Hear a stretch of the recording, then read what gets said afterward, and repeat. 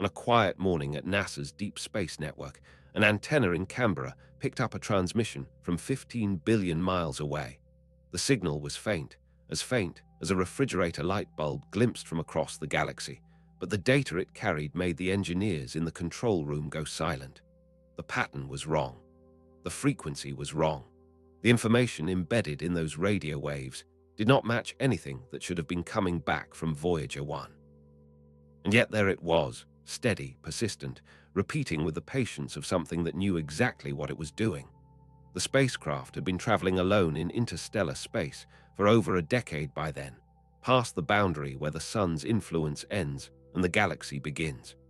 It was supposed to be a simple beacon by that point in its life, a slow and predictable heartbeat counting down the years until its plutonium gave out. Instead, the spacecraft was sending something nobody had told it to send. The engineers checked the timestamps. They checked the encoding. They ran the data through every diagnostic they had, and the conclusion was the same every time. Voyager was awake, Voyager was healthy, and Voyager was transmitting information that should not have existed. Somewhere out there, past the helipause, past the magnetic boundary that defines our cosmic neighborhood, the spacecraft had detected something, and it was telling us about it in a language scientists were still struggling to translate. Tonight, we're going to explore one of the strangest chapters in the history of space exploration. A signal that arrived without warning. Data that contradicted everything we thought we knew about interstellar space. Engineers who spent months convinced their spacecraft had malfunctioned, only to discover that the malfunction was actually a discovery. A phenomenon so unexpected that it forced NASA to rewrite the procedures for talking to its own probe. And underneath it all, a question that nobody at the agency has been willing to answer publicly. A question about whether Voyager is detecting something or whether something is detecting Voyager. By the end of tonight, you're going to understand why this transmission rattled the scientists who built and maintained these spacecraft. You're going to learn what Voyager actually measured in the void between stars, what those measurements meant, and why some of them still cannot be explained by any model of the local galactic neighborhood. You're going to hear about a persistent hum that nobody predicted, plasma waves that arrived from the wrong direction, telemetry that suddenly began writing in a corrupted language, and the months of silence that followed when Voyager 1 went dark and refused to respond. You're going to learn why a spacecraft built with 1970s technology, with computers that have less memory than a digital watch, ended up being the only witness humanity has to a region of space that does not behave the way our equations say it should. Before we get any deeper into this story, if you find yourself drawn to the strange edges of space exploration, the moments when our best instruments tell us something we are not ready to hear, take a quick second to like the video and subscribe to the channel. It's a small thing, but it helps these stories reach more people who are willing to sit with the mysteries instead of looking away from them. Now, let's begin. To understand why this signal mattered, you have to understand how isolated Voyager 1 actually is. The spacecraft launched on September 5, 1977, from Cape Canaveral. It was supposed to study Jupiter and Saturn, then drift quietly outward as its instruments failed and its power dwindled. Nobody at NASA in 1977 expected to still be talking to this machine in the year 2026. Nobody expected its instruments to function past the orbit of Pluto, much less past the boundary of the solar system itself. And yet here we are, nearly 50 years later, still receiving transmissions from a spacecraft so far away that its signals take more than 22 hours to reach Earth, traveling at the speed of light the entire way. That distance matters because of what it means for communication. When engineers send a command to Voyager 1, the radio waves carrying that command race outward at 300,000 kilometers per second. They cross the orbit of Mars, past Jupiter's empty position, slip past Saturn's rings, leave Uranus and Neptune behind, and continue into the dark. 22 hours later, the spacecraft receives the command. 22 more hours pass before any response can come back. A single conversation takes nearly 2 days. There is no real-time control out at that distance. There is no troubleshooting, no quick fix, no opportunity to react to anything. Whatever Voyager does, it does on its own, with software written before most of the engineers monitoring it were born, which is why a signal that arrived without being requested set off such an extraordinary chain of events. The Deep Space Network is designed to receive scheduled transmissions on specific frequencies at predictable times. The spacecraft sends its housekeeping data, its instrument readings, its position information, and it sends them in formats that were established decades ago. Anything outside that pattern is supposed to be impossible. But the data that came through on this particular morning did not fit the pattern. It contained information from instruments that should have been operating in routine mode. It carried frequencies that did not match any expected calibration. And it kept coming, hour after hour, as though Voyager had decided on its own that there was something Earth needed to know. The engineers who first noticed the anomaly were not the senior scientists who had built the spacecraft. Most of those people are retired now or have passed away. The people watching Voyager today are a younger generation, scientists and operators who inherited the mission from their predecessors. They are the custodians of a machine they did not design, running on software they did not write, traveling to a place none of them will ever visit. When the strange signal arrived, their first instinct was to assume their equipment had failed. They checked the receivers. They checked the antennas.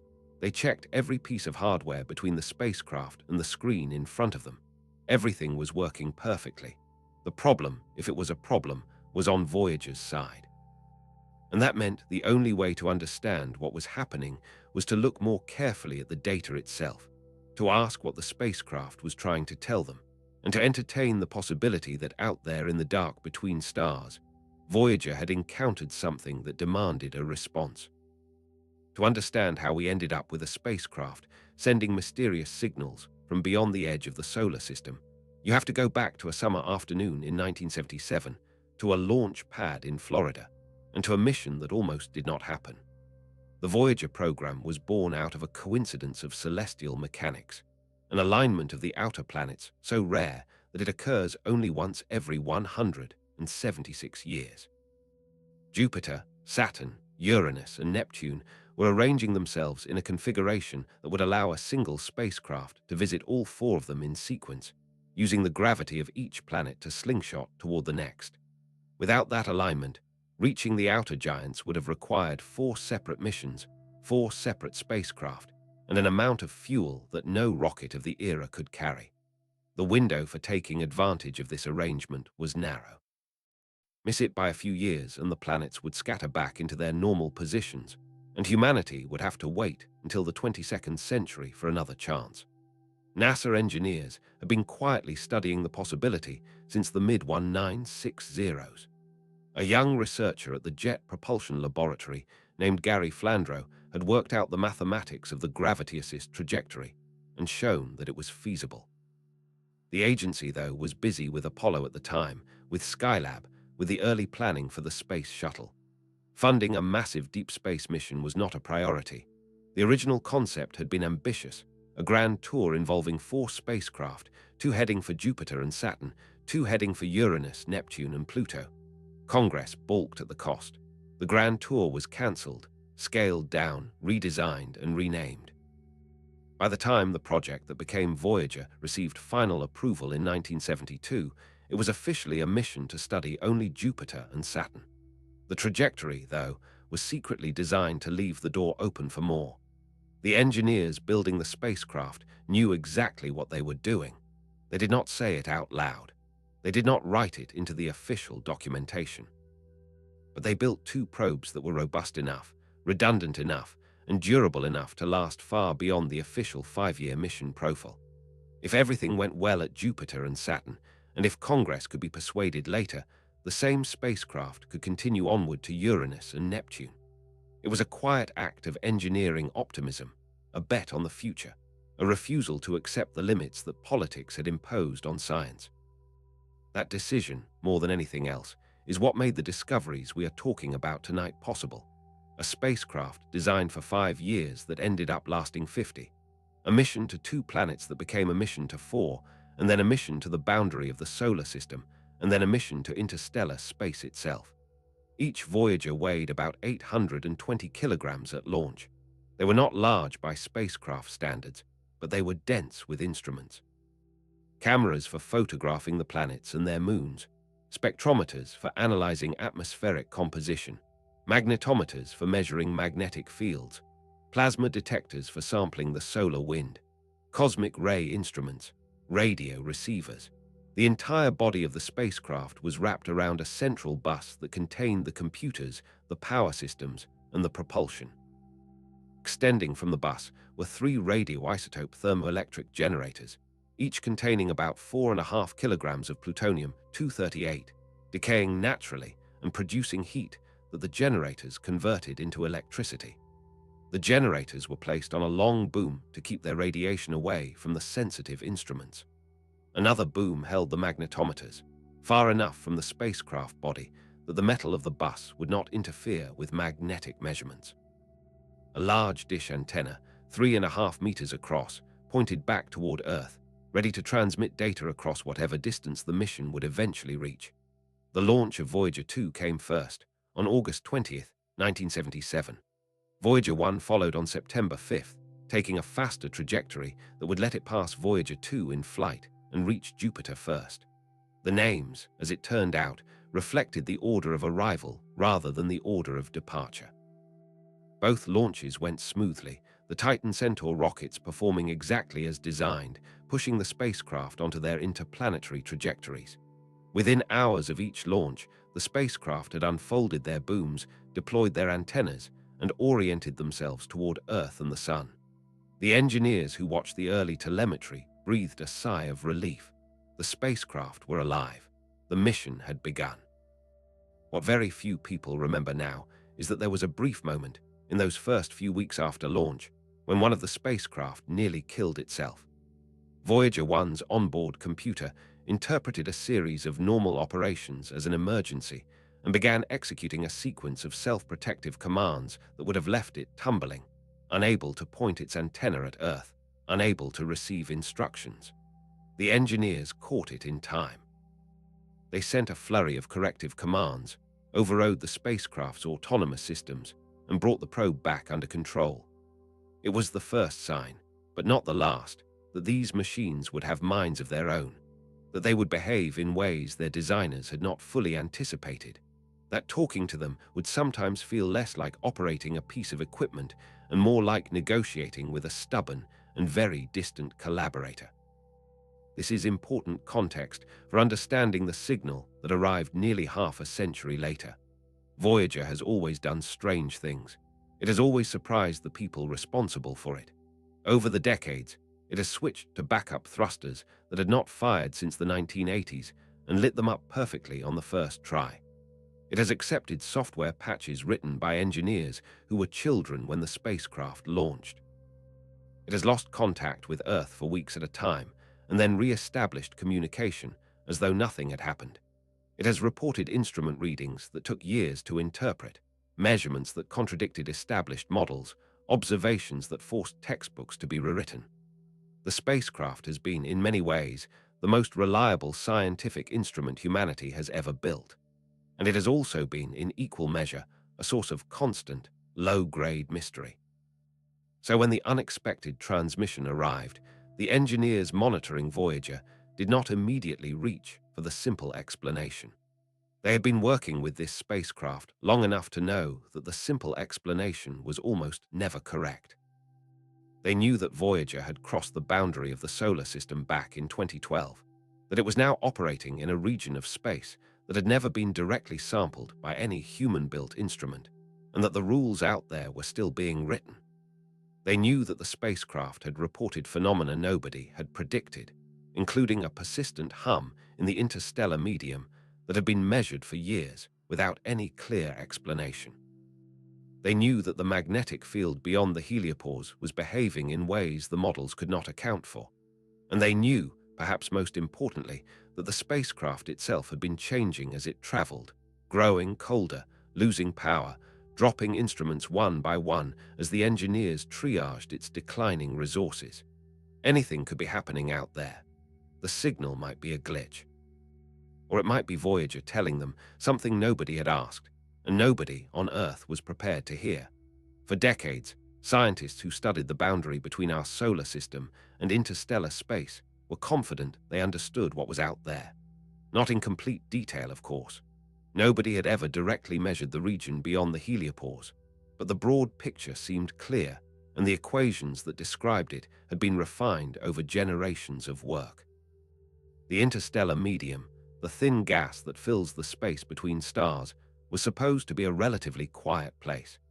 A nearly perfect vacuum, dotted with the occasional hydrogen atom, threaded by weak magnetic fields, occasionally disturbed by shock waves from distant supernovas. The textbook description was so well established that it had been taught to generations of graduate students without serious revision. The heliosphere was a bubble, the interstellar medium was the ocean outside the bubble, and the boundary between them was a thin membrane that any spacecraft would cross relatively quickly on its way into the void. The conventional wisdom rested on a foundation of remote observations and theoretical modeling. Astronomers had spent decades studying the interstellar medium from a distance, using telescopes to analyze the light from distant stars as it passed through clouds of gas and dust on its way to Earth. By measuring how that light was absorbed and scattered, they could estimate the composition of the interstellar medium, its temperature, its density, its degree of ionization. They could map the structures of nearby gas clouds, identify regions of higher and lower density, and trace the influence of past supernova explosions that had blown bubbles in the surrounding material. The picture that emerged was detailed and internally consistent. Our solar system, scientists concluded, was currently passing through a region called the local interstellar cloud, a relatively warm and tenuous patch of gas a few light-years across, surrounded by an even larger structure called the local bubble, carved out by ancient stellar explosions. The local interstellar cloud was supposed to be a fairly ordinary region. Its density was estimated at about 1/10 of an atom per cubic centimeter, mostly hydrogen, with a small admixture of helium.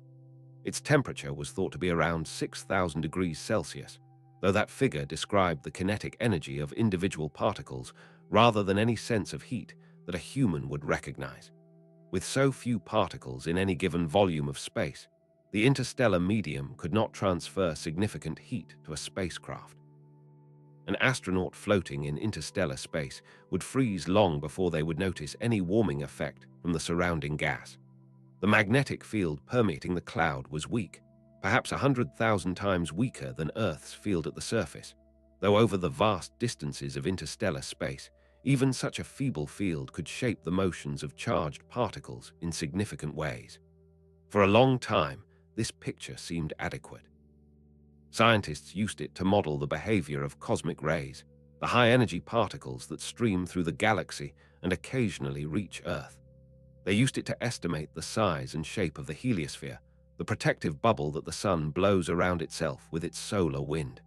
They used it to predict what spacecraft would encounter when they eventually crossed the heliopause and entered the interstellar medium directly. The predictions were specific. The interstellar plasma would be relatively quiet, with low levels of turbulence. The magnetic field would point in a consistent direction determined by the large-scale structure of the local galactic neighborhood. The density of the medium would be roughly uniform on the scales a spacecraft could measure. The transition from the solar wind to the interstellar medium would be reasonably sharp, perhaps a few weeks or months in duration, after which the spacecraft would settle into a stable region of stable properties. The confidence in these predictions came from several sources. Magnetohydrodynamics, the branch of physics that describes the behavior of magnetized plasmas, had been developed and tested over many decades. The equations had been verified in laboratory experiments, in studies of the solar wind near Earth, in observations of plasma behavior around other planets. They had been used to model phenomena ranging from sunspots to galactic jets, and they worked. There was no obvious reason to expect them to fail at the boundary of the solar system. The interstellar medium might be unfamiliar territory, but it was supposed to obey the same physics as everywhere else. Computer simulations reinforced this confidence. By the 1990s, three-dimensional magnetohydrodynamic models of the heliosphere had become sophisticated enough to produce detailed predictions. These simulations could track the flow of solar wind plasma outward from the Sun, follow its interaction with the interstellar medium, calculate the shape and position of the heliopause, and predict the conditions a spacecraft would encounter on either side. The models showed a heliosphere that was roughly spherical, perhaps slightly elongated by the Sun's motion through the galaxy, with a heliopause located between 90 and 100 astronomical units from the Sun. Beyond that boundary, the simulations showed a smooth transition into the unperturbed interstellar medium, where the spacecraft would measure the local plasma density, the galactic magnetic field, and the cosmic ray spectrum without significant complications. The scientists running these simulations were not naive. They knew their models had limitations. They acknowledged that the local interstellar medium might be more structured than the models assumed, that there might be small-scale features the simulations could not capture, that the actual heliopause might be more dynamic than the smooth boundary in their computer outputs. But they also believed, with good reason, that the overall picture was correct. The basic physics was sound. The estimates of the relevant parameters were based on the best available data. The predictions might be off in detail, but they should be right in essence. And there was another reason for confidence, one that was not always articulated, but lurked beneath the surface of every paper and conference presentation. The interstellar medium had been studied for a very long time. Generations of astronomers had built careers on understanding it. The structures had names, the parameters had been measured, the theories had been refined to a high level of mathematical elegance. The idea that all of this might be substantially wrong, that the first direct measurements would reveal a region of space that contradicted decades of remote observation and theoretical modeling, seemed unlikely. Scientists are human, and humans tend to trust the consensus they have helped to build. The conventional wisdom about interstellar space was the product of countless individual contributions, and it had the weight of authority behind it. This was the picture that scientists carried with them into the era when Voyager actually began approaching the boundary. The spacecraft was expected to confirm what was already known, to fill in the details of a story that had already been written. There would be discoveries, certainly, but they would be discoveries of nuance rather than discoveries of fundamental error. The heliopause would be roughly where it was predicted to be.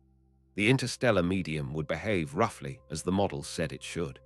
The transition would unfold roughly on the timescale the simulations suggested.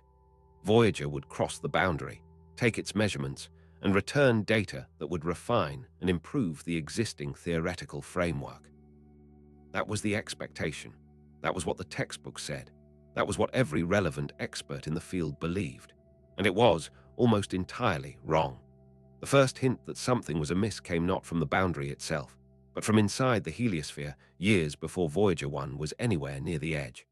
In the late 1990s and early 2000s, as the spacecraft moved deeper into the outer heliosphere, scientists began noticing measurements that did not quite fit the models. The solar wind plasma flowing past the spacecraft was behaving in ways the simulations had not predicted. Its speed was dropping faster than expected. Its temperature was varying in unexpected ways. The magnetic field embedded in the plasma was showing irregularities that the smooth, idealized models could not reproduce. At first, these were dismissed as minor anomalies. The plasma was turbulent. The instruments were sensitive. Small deviations were to be expected. The overall picture, the researchers insisted, was still consistent with the established understanding of the heliosphere, but the deviations kept accumulating. By 2003, the team analyzing Voyager 1's data was reporting that the spacecraft appeared to be approaching the termination shock, the boundary where the solar wind suddenly slows from supersonic to subsonic speeds. The signatures were unmistakable. The plasma was decelerating. The magnetic field was compressing. The number of energetic particles was increasing in ways that suggested acceleration by a nearby shock wave. There was just one problem. Voyager 1 was at about 85 astronomical units from the Sun. The models had predicted the termination shock should be somewhere around 90 to 110 astronomical units. The spacecraft was encountering the boundary earlier than expected, and that did not fit. The scientists running the mission were cautious about announcing a crossing. They had been burned before by premature claims. The data was suggestive, but not definitive. Some team members argued that Voyager was indeed encountering the termination shock. Others insisted that the spacecraft was simply seeing an unusually strong disturbance in the solar wind, perhaps a shock wave from a recent solar storm propagating outward.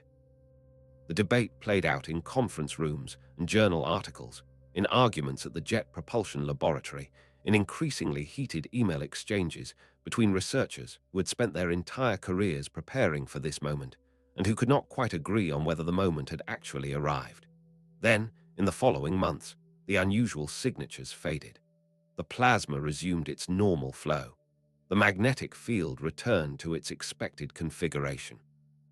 The energetic particles dropped back to baseline. Voyager appeared to be back in ordinary solar wind. The team that had argued for an early crossing looked, briefly, as though they had been wrong. The skeptics felt vindicated. The boundary, they said, was still ahead, somewhere closer to the predicted range. The 2003 anomaly had been a false alarm, a spike in solar activity that mimicked the signatures of a real boundary crossing. But then, in 2004, the unusual signatures returned. And this time they did not fade. The plasma slowed and stayed slow. The magnetic field compressed and stayed compressed. The energetic particles climbed and remained elevated. On December 16, 2004, the team announced that Voyager 1 had crossed the termination shock at 94 astronomical units from the Sun. The crossing was real this time, but the implications were disturbing. The boundary had not been where the models said it should be. It had been moving. Sometime between 2002 and 2004, the termination shock had swept inward, past the spacecraft, and then swept outward again, past the spacecraft, and then swept inward a final time and stayed there. The boundary was breathing. It was expanding and contracting in response to changes in solar activity in ways that no model had predicted with such intensity. This was the first major crack in the conventional wisdom. The termination shock was not a stable, well-defined boundary at a predictable distance. It was a dynamic, restless thing, moving by hundreds of millions of miles in response to disturbances inside the heliosphere. And if the termination shock behaved this way, what about the heliopause itself? The much more distant boundary where solar influence finally gave way to interstellar space. Was that boundary also moving? Was it also breathing? If it was, then the entire framework that scientists had used to predict Voyager's eventual crossing might be inadequate. The probe might not encounter a clean transition. It might encounter something far more complicated, far more chaotic, far more difficult to interpret. Voyager 2 confirmed the suspicion a few years later. When it crossed the termination shock on August 30, 2007, it did so at 84 astronomical units from the Sun, 10 astronomical units closer than Voyager 1's crossing. The two spacecraft were heading in different directions, one toward the nose of the heliosphere where it pushes into the interstellar medium, the other more toward the flank. The fact that they crossed at substantially different distances meant the boundary was not spherical. The heliosphere was asymmetric, distorted by the Sun's motion through the galaxy and by the structure of the interstellar medium around it. This was not entirely a surprise. Some models had predicted asymmetry, but the degree of asymmetry and the way the boundary moved over time was beyond anything the simulations had captured. Then came another anomaly that no one had predicted. Voyager 2's plasma instrument, which was still functioning at the time of the crossing, measured something strange about the solar wind just inside the termination shock. The plasma was hotter than expected, much hotter, by a factor of 10 or more. The energy that should have been heating the plasma after it crossed the shock was somehow missing. Or more precisely, it was somewhere else. The plasma instrument was measuring the temperature of the bulk solar wind ions, the protons and helium nuclei that make up most of the flow. But the energy was apparently being transferred to a separate population of higher energy particles, the pickup ions that originate from neutral atoms drifting in from interstellar space and getting swept up by the solar wind. Those pickup ions, which the plasma instrument could not directly measure, were absorbing the bulk of the shock's energy. The thermal pool of the solar wind was being left strangely cold. This was a problem the models had not anticipated. It meant that the structure of the boundary region, the heliosheath, was different from what scientists had assumed. The energy flow through the boundary was being partitioned in unexpected ways. The dynamics of the heliosheath, the broad, turbulent region between the termination shock and the heliopause, would be different from what the simulations predicted. And if the dynamics were different, then everything downstream, every prediction about the heliopause crossing, every estimate of the conditions in interstellar space, every model of how the boundary moved and breathed, was suspect. The scientists involved in the Voyager mission began to suspect, quietly and then more openly, that they did not actually understand the edge of the solar system. They had built their predictions on a framework of equations that had worked beautifully closer to Earth. They had extrapolated those equations outward, assuming that the same physics would apply at the boundary. But out at the edge, where the solar wind met the interstellar medium, conditions were different enough that the assumptions began to break down. The plasma was not behaving as a simple fluid. The magnetic field was not following the geometries the simulations had drawn. The boundaries were not the smooth surfaces the textbooks had described. Something more complex was happening, and the only way to understand it was to keep flying, to keep measuring, to let Voyager become the witness that all the theory in the world could not replace. The story of the unexpected signal cannot be separated from the story of how Voyager talks to Earth at all. To understand why a few minutes of unusual data sent a tremor through the scientific community, you have to understand the extraordinary, almost improbable technology that makes those few minutes possible in the first place.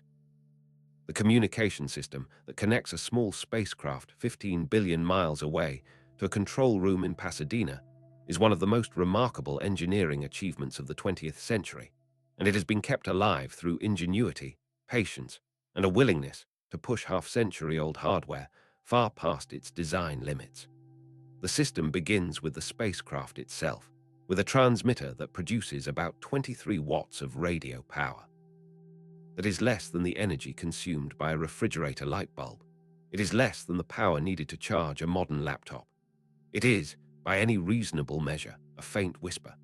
And yet, that whisper has to travel across a distance so vast that by the time it reaches Earth, the signal has been spread across hundreds of millions of square kilometers of space, attenuated by the inverse square law until the power arriving at any given antenna is less than a quintillionth of a watt.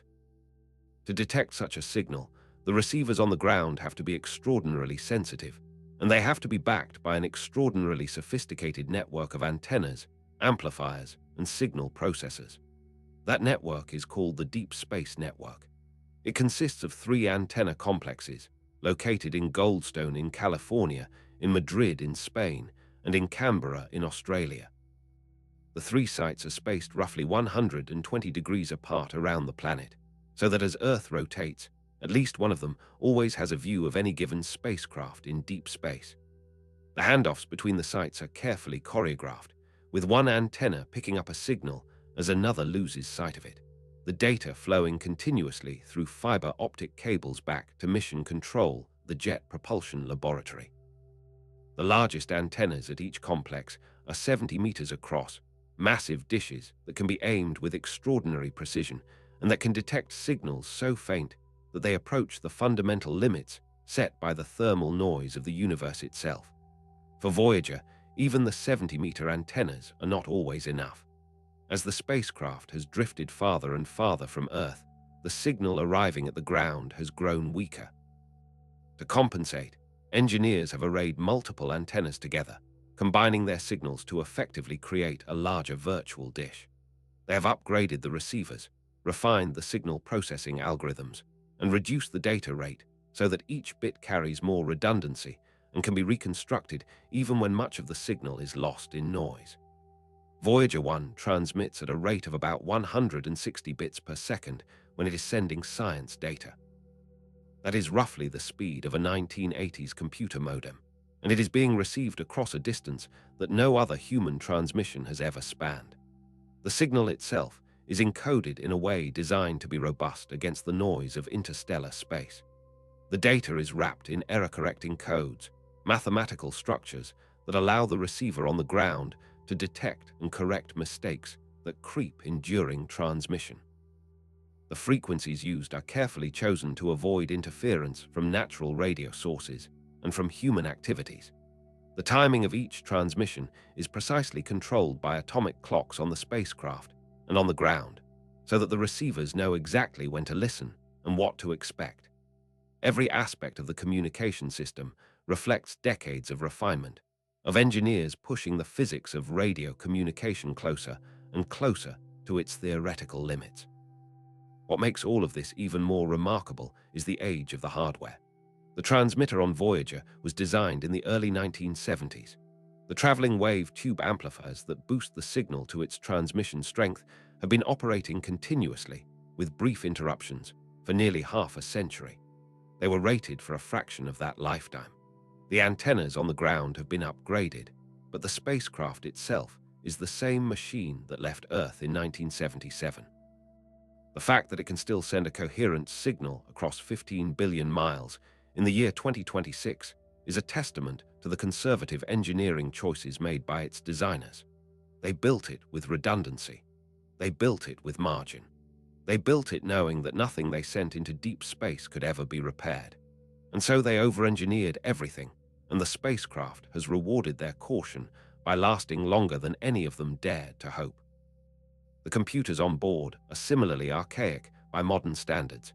Each Voyager carries 3 primary computer systems, each with very limited memory by any contemporary measure.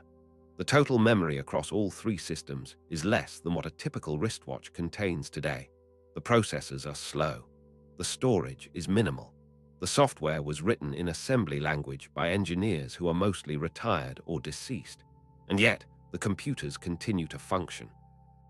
They execute their programs. They control the spacecraft. They respond to commands from Earth when those commands arrive 22 hours late, and they send back data 22 hours later still in formats that the ground systems still know how to interpret. The programs running on those computers have been patched and modified many times over the decades, with new code uploaded across billions of miles, debugged remotely, and integrated into systems that were never designed to be updated. Every patch is a small miracle. Every successful command execution is a quiet triumph. The power system that keeps all of this running is the most relentless constraint. The radioisotope thermoelectric generators that supply electricity to the spacecraft depend on the radioactive decay of plutonium-238. The plutonium is decaying on a fixed schedule, set by the laws of nuclear physics, and there is nothing anyone can do to slow it down. Every year, the spacecraft has about 4 watts less power available than it did the year before. At launch, the generators produced about 470 watts. By 2026, that figure has dropped to roughly 250 watts. The engineers managing the mission have been performing a slow triage, shutting down instruments, turning off heaters, conserving every watt they can. Some instruments have been off for years. Others are kept running only at reduced capacity. The cameras have been dark since 1990. The plasma instrument on Voyager 1 failed long ago. Each year, the question becomes more urgent. What can be saved? What must be sacrificed? How long can the mission continue? This is the context in which the mysterious signal arrived. A spacecraft running on declining power. A communication system pushing against the limits of physics. A team of engineers and scientists working with hardware they inherited and software they did not write, trying to keep alive a mission that has already outlived every reasonable expectation. When the unexpected data came through, the first thought of the people watching was not, "What has Voyager discovered?" It was, "What has finally broken?" Because at this stage in the mission, every anomaly is a candidate for catastrophic failure. Every strange reading might be the beginning of the end. The engineers had to rule out the obvious explanations before they could even begin to consider that the spacecraft might be telling them something genuinely new. They had to convince themselves that the hardware was still healthy, that the software was still functioning, that the long, fragile chain of technology connecting Earth to a dying probe in the void was still intact.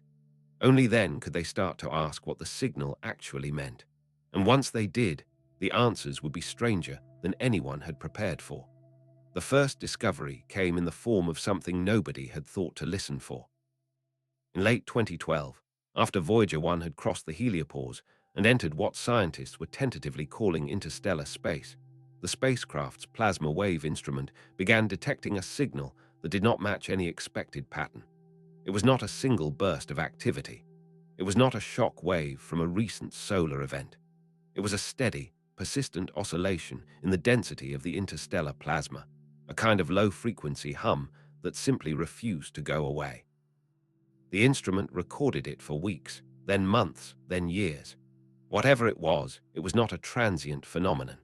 It was a feature of the medium itself, something the spacecraft was traveling through, something that had presumably always been there, but had never been measured because no spacecraft had ever been positioned to measure it. The discovery was almost accidental.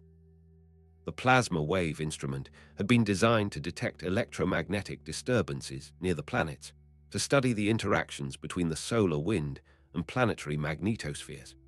It had performed brilliantly during the Jupiter and Saturn encounters, returning data on lightning strikes, on auroras, on the complex plasma environments around the gas giants. In the decades since, as the spacecraft moved into the outer solar system, the instrument had been used to detect the occasional shock wave from a powerful solar storm, propagating outward through the heliosphere and eventually into the interstellar medium beyond. Those shock waves had been the primary way scientists had confirmed Voyager's crossing of the heliopause. The disappearance of solar plasma, combined with the arrival of shock waves traveling through a different, denser medium, had told the team that they were finally measuring conditions outside the heliosphere. But the hum was different. It was not a shock wave. It did not pulse or fade. It oscillated at a remarkably stable frequency, and that frequency carried information. In plasma physics, the rate at which charged particles can oscillate against the restoring force of their own electromagnetic fields depends directly on the density of the plasma. By measuring the frequency of the oscillation, scientists could calculate the density of the medium in which Voyager was now embedded. The number that came out of those calculations was approximately 1/10 of an atom per cubic centimeter, which was roughly what the models had predicted. The density itself was not the surprise. The surprise was that there was a hum at all. Stella Ocker, a graduate student at Cornell who had been analyzing the plasma wave data, was the one who first noticed the persistent signal in 2017. She was looking through years of measurements, expecting to find isolated bursts of activity separated by long stretches of silence.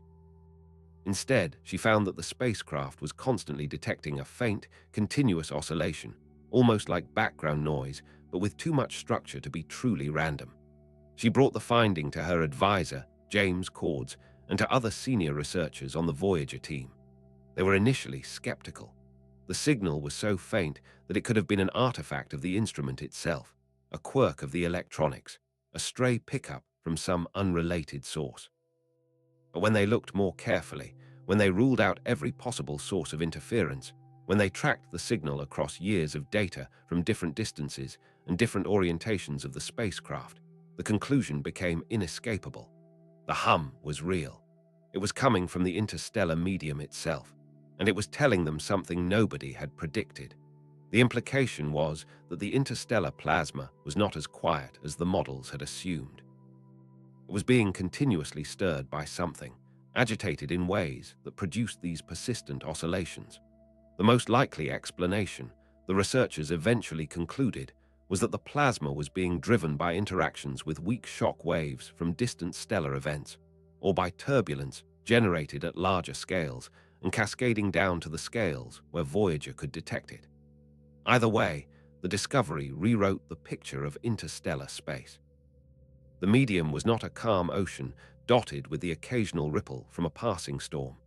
It was a restless, agitated environment, constantly humming with low-level activity, even in regions far from any obvious source of disturbance. The reaction within the planetary science community was a mixture of excitement and frustration.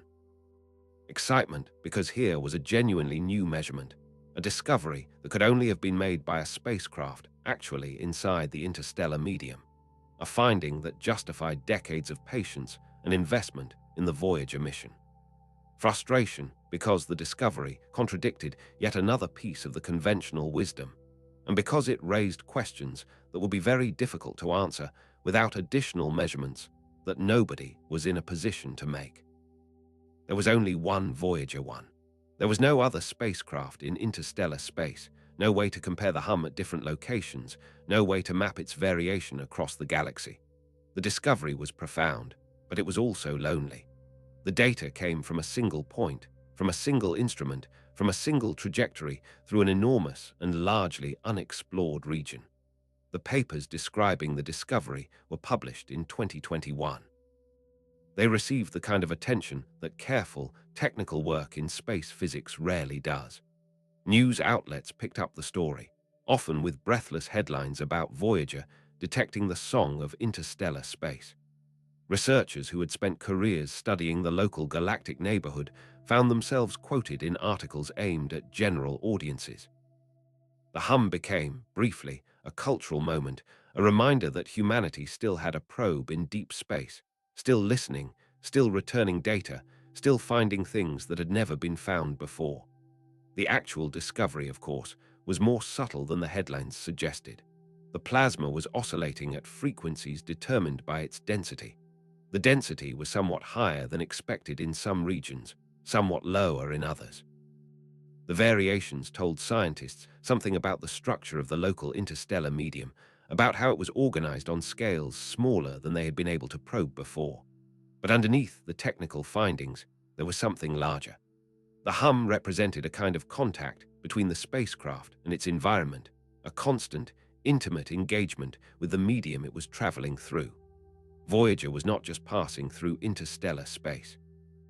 It was, in some real sense, listening to it. And what it heard was a continuous, structured pattern that no model had predicted, that no theory had described, that no instrument on Earth could have detected. The interstellar medium had a voice, and Voyager was the first machine humanity had ever built that could hear it. The researchers studying the hum began to use it as a tool. By measuring small changes in the frequency of the oscillation, they could detect small changes in the density of the plasma. They could map the variations in real time, building a picture of the local environment that was much more detailed than anything astronomy had ever provided from a distance. They could see structures in the interstellar medium that were too small to be resolved by remote observation, fluctuations that no telescope on Earth could have measured. The hum became a kind of probe of the medium, a continuous diagnostic that operated regardless of whether any specific solar event happened to send a shock wave past the spacecraft. And then, several years later, in the middle of all this careful analysis, the strange signal arrived. The signal that did not fit the pattern of the hum. The signal that came in at the wrong frequency, with the wrong structure, on the wrong schedule. The signal that the engineers initially assumed must be a malfunction. The hum had taught them what the interstellar medium normally sounded like. This new signal was something else entirely. The second discovery began as a problem, not as a discovery. In May of 2022, the engineers monitoring Voyager 1 noticed that the spacecraft was sending back telemetry that did not make sense. The data describing the orientation and behavior of the attitude and articulation control system, the subsystem responsible for keeping the spacecraft pointed correctly so that its antenna could face Earth, was coming back garbled. The readings indicated that the spacecraft was performing impossible maneuvers, that its components were in states they could not actually be in, that the timing of its operations was inconsistent with the laws of physics. Yet the spacecraft itself was clearly still functioning. The antenna was still pointed at Earth. The signal was still arriving on schedule. The transmitter was working, the power systems were stable, the temperature sensors were reading normal values. The only thing that was wrong was the telemetry from the attitude control system, and that telemetry was wrong in ways that should have been impossible. For weeks, the engineering team tried to make sense of what they were seeing. They sent diagnostic commands, asking the spacecraft to report on its own status from different angles. They checked the redundant systems, looked at the backup processors, examined every aspect of the data stream that might explain the anomaly. Nothing made sense. The spacecraft would report one configuration in one transmission and a completely different configuration in the next, with no plausible mechanism for the change. The data was internally inconsistent, contradicting itself within single packets. It was as though the spacecraft had developed a kind of computational confusion, an inability to describe its own state accurately, even though it was clearly continuing to operate that state correctly. The engineers initially suspected a hardware failure. The attitude and articulation control system was old. Its memory chips had been exposed to cosmic radiation for 45 years. A single bit flip in the wrong location, a single corrupted instruction in the wrong piece of code could explain the strange behavior. The team began preparing contingency plans for what they would do if the system was failing, considering whether they could switch to backups, whether they could route around the damage, whether they could keep the spacecraft alive even if part of its brain had been compromised. But the plans were tentative because the situation kept shifting. Some days the telemetry would clear up briefly and return to normal. Other days it would degrade further. The pattern of the corruption did not match any simple model of hardware failure. It was as though the spacecraft was being affected by something external, something that came and went, something that the engineers could not identify and could not predict. After months of investigation, the source of the problem was finally located. The attitude control system had been writing its telemetry data into a region of memory that was no longer reliable. The hardware itself was still functional, but a specific memory location had become corrupted, perhaps by cosmic ray damage, perhaps by simple agging of the silicon. When the system tried to read its own status reports back from that memory location, it was getting partially scrambled information, which it was then transmitting to Earth as though the scrambled information were accurate. The fix was conceptually simple. Move the telemetry to a different region of memory, one that had not been damaged, and the system would resume reporting accurately. In practice, the fix was extraordinarily difficult because it required uploading new code to a computer 15 billion miles away, code that had to work the first time because there would be no opportunity to test it and no opportunity to recover if it failed. The team spent months designing the patch. They studied the existing software in painstaking detail, tracing every instruction, mapping every memory access, making sure they understood exactly how the system worked before they tried to change it. They simulated the patch on ground-based testbeds, replicas of Voyager's hardware that NASA had maintained for exactly this kind of purpose. They tested the patch under every condition they could imagine, including conditions that would not actually occur in deep space, but that might reveal hidden weaknesses in the code.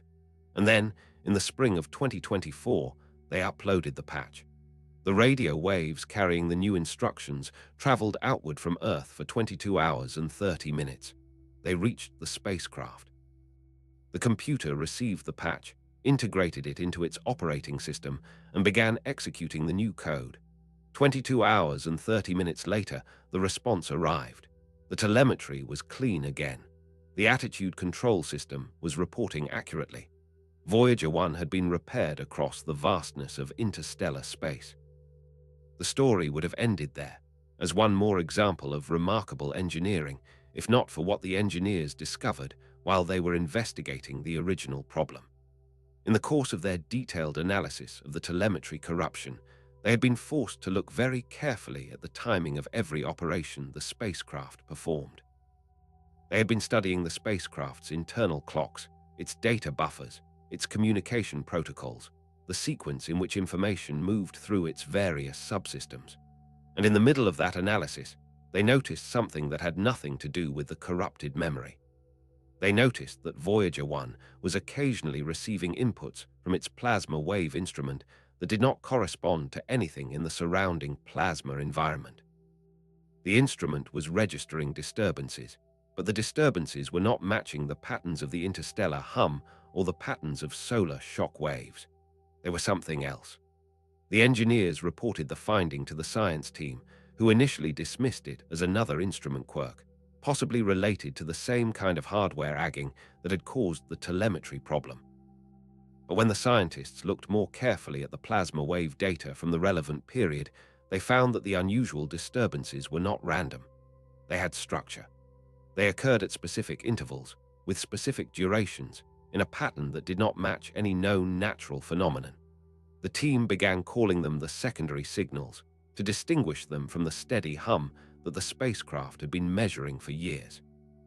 The secondary signals were intermittent, weak, and difficult to characterize, but they were definitely there, and they were definitely not noise.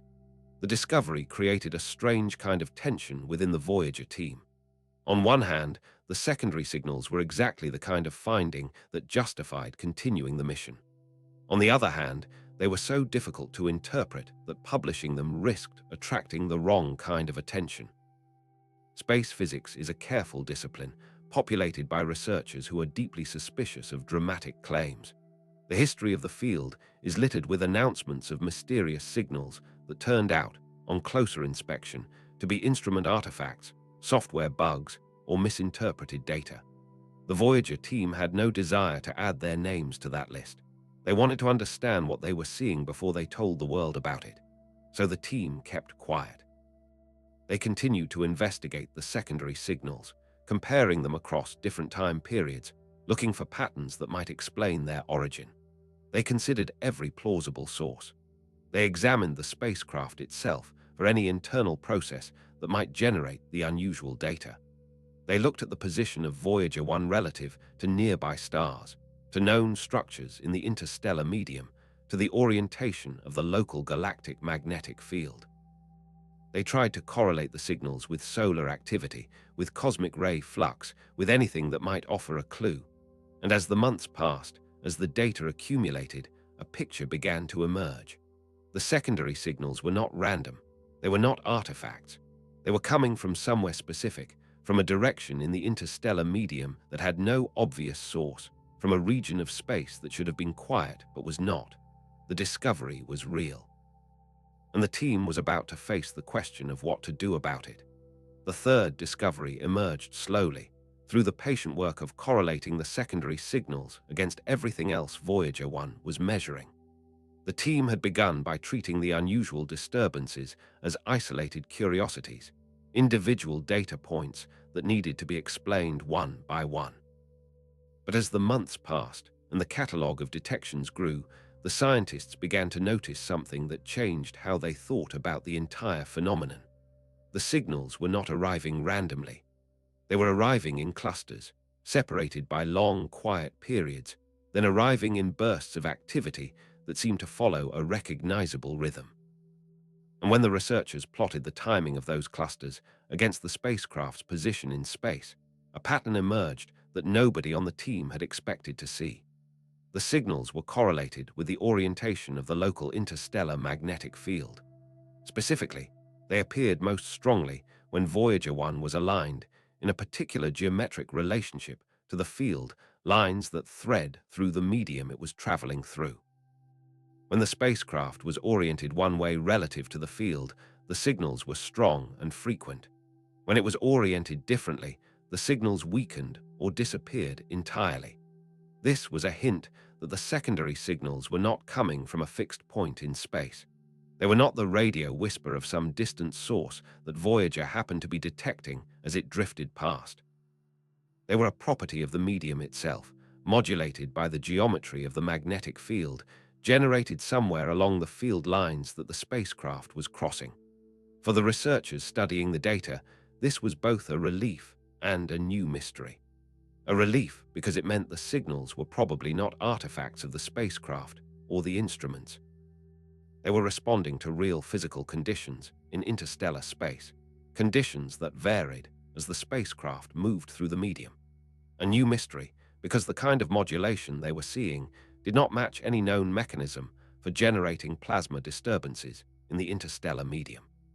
The conventional picture said that the medium beyond the heliopause should be relatively smooth, with magnetic field lines that varied only slowly over distances of many astronomical units.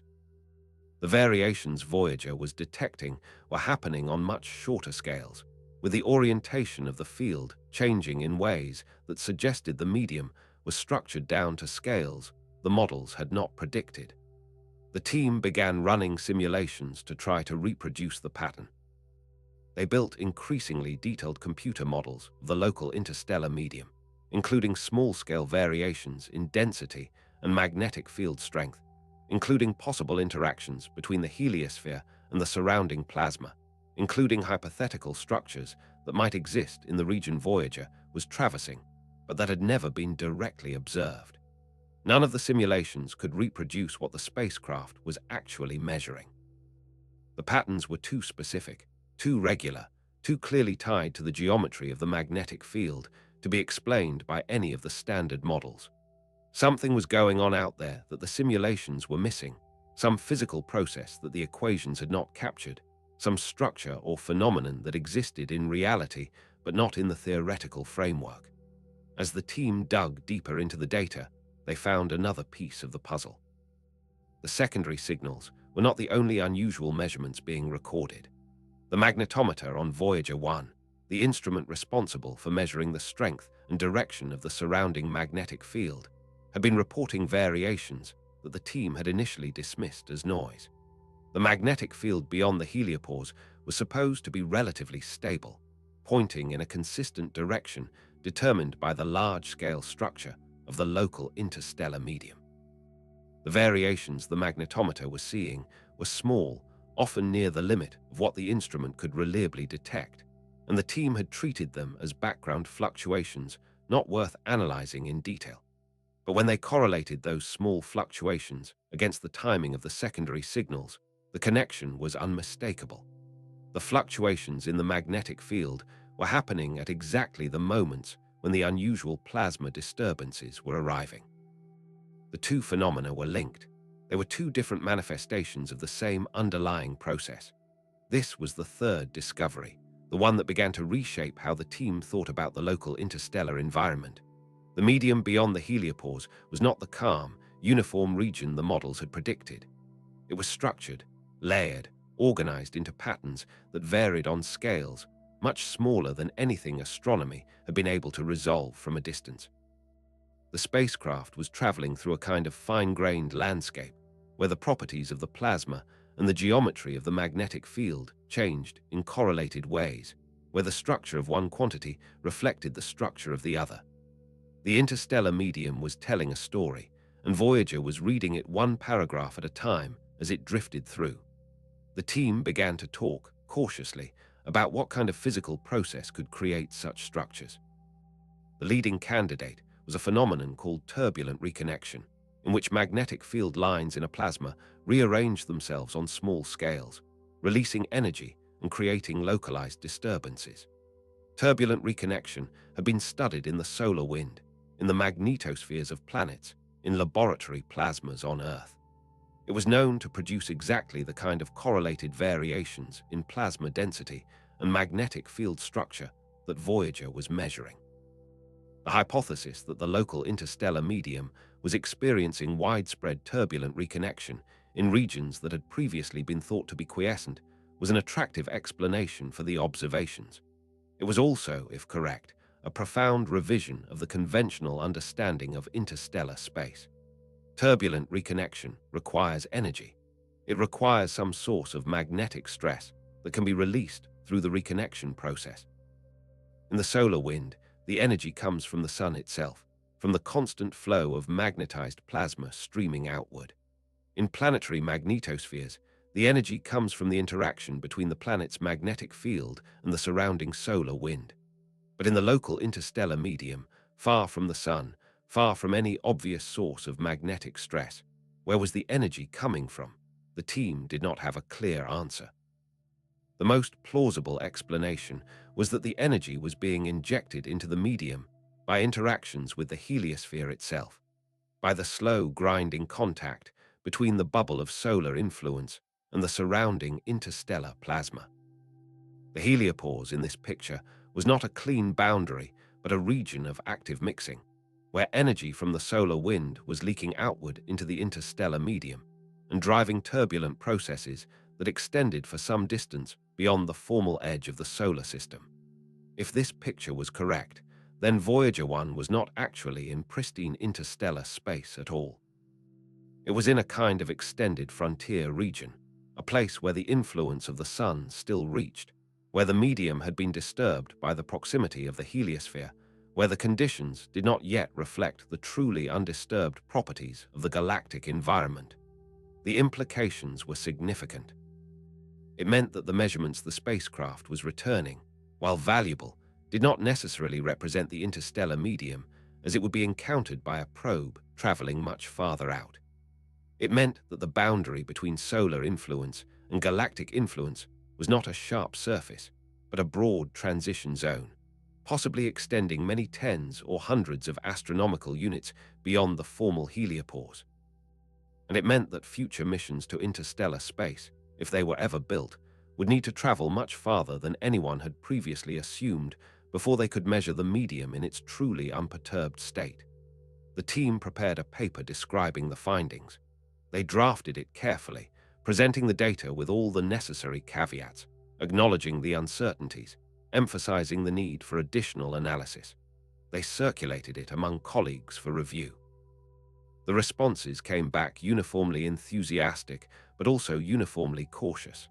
The discovery, if it held up, would be one of the most significant findings of the entire Voyager mission. But it needed to hold up. It needed to survive scrutiny. The team was not yet ready to make the claim publicly. They wanted more data, more correlations, more confidence in what they were seeing. And so they kept working, kept measuring, kept watching as the spacecraft continued its long, slow drift through the strange landscape it had discovered, sending back the steady trickle of data that would either confirm the picture or force the team to revise it again. The fourth discovery was the one the team could not explain. The earlier findings, the persistent hum, the secondary signals, the correlated variations in plasma density and magnetic field structure had all been strange, but they had been strange in ways that could be approached. The researchers could form hypotheses, run simulations, propose mechanisms that might account for what they were seeing. The fourth discovery resisted that kind of analysis. It was not that the data was unreliable. The measurements were clean, the instruments were behaving normally, the calibrations had been checked and rechecked. It was that the data described something that should not have been possible, given the conditions Voyager 1 was traveling through. The anomaly involved cosmic rays, the high-energy particles that stream through the galaxy, and that had been one of the primary objects of study for the spacecraft's cosmic ray instrument since launch. The instrument had been measuring the intensity and energy distribution of cosmic rays for nearly half a century, and the patterns it had returned were generally well understood. Inside the heliosphere, the solar wind and the sun's magnetic field acted as a partial shield, deflecting many incoming cosmic rays before they could reach the inner solar system. The intensity of cosmic rays measured by Voyager had increased steadily as the spacecraft moved outward, with a particularly sharp jump after the crossing of the heliopause in 2012, when the shielding effect of the heliosphere was largely left behind. The new, higher level of cosmic ray intensity in the interstellar medium had matched the predictions reasonably well, providing one of the more straightforward confirmations of the conventional understanding of the boundary region. But starting around 2023, the cosmic ray instrument began detecting something that did not match any of the established patterns. The overall intensity of cosmic rays remained roughly stable, varying only slightly as the spacecraft continued its slow drift away from the sun. But the directional distribution of the cosmic rays began to change. The instrument was capable of measuring not just the total flux of incoming particles, but also the directions from which they arrived. For most of the mission, the distribution had been close to isotropic, with cosmic rays arriving from all directions in roughly equal numbers, as expected for particles that had been scattered many times by the galactic magnetic field on their way to the spacecraft.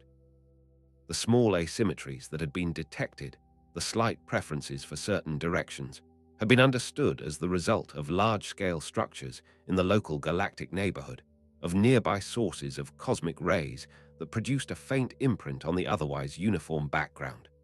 The new asymmetry was different.